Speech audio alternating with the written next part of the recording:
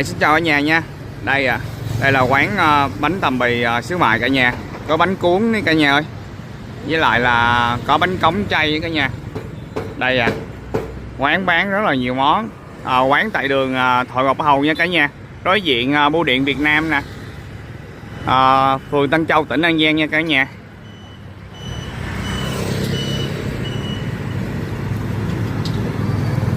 Xin chào cả nhà nha. Đây là bánh tằm bì cả nhà, bánh tằm bì nước cốt dừa nha. Đặc biệt tại quán là có bánh cống chiên nữa cả nhà. Quán bánh tằm bì này đối diện bưu điện phường Tân Châu nha cả nhà, tại đường Thoại Ngọc Hầu, phường Tân Châu, tỉnh An Giang cả nhà. Em ăn hình như là khoảng 12 giờ mấy, gần 1 giờ cả nhà. Đã có bán rồi nha cả nhà. Đây